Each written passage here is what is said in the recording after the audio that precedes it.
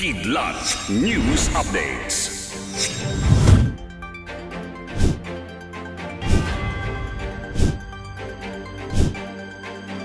Ako po si Cesar Soriano, kasama ang buong puwersa ng Kidlat News Channel para ihatid ang nangungunang mga balita sa buong kapuluan ngayon.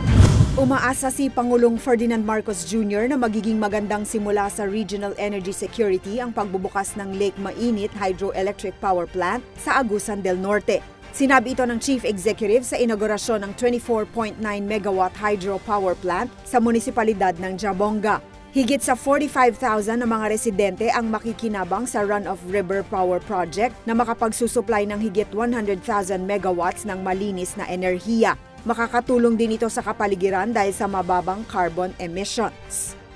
Dumepensa ang Department of Trade and Industry o DTI kung bakit mabagal ang pagdating ng investments na nabuo sa mga biyahe ni Pangulong Ferdinand Marcos Jr. Sa press briefing sa Malacanang, ipinaliwanag ni Trade Secretary Alfredo Pascual na talagang matagal bago mabuo o mag-materialize ang investment pledges dahil kailangan na dumaan muna ito sa proseso. Matagal din anya ang proseso sa foreign government dahil kailangan muna itong pag-aralan bago makarating sa Pilipinas. Kinumpirma rin ng kalihim na nasa $88 million worth of investment o nasa higit 5 bilyong piso mula sa foreign trips ng Pangulo ang inaasahan nilang maipatutupad bago matapos ang taon. Tiniyak ng mga bansang miyembro ng North Atlantic Treaty Organization o NATO na patuloy nilang susuportahan ang bansang Ukraine.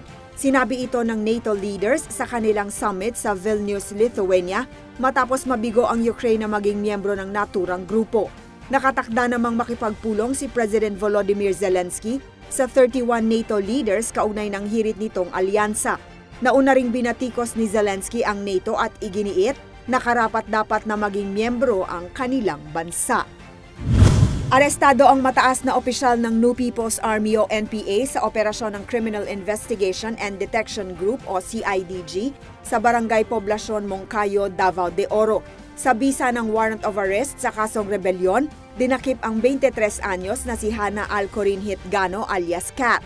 Ayon sa CIDG, si Hitgano ay Secretary General ng Anak Bayan at Youth Sector Cultural Staff ng Regional White Area Committee, Southern Mindanao Regional Committee ng CPP-NPA. Para sa Kidlat News Updates, ako si Rosalyn Sinchonko, nag-uulat. At inyo pong natunghayan ang mga headlines sa nakalipas na oras.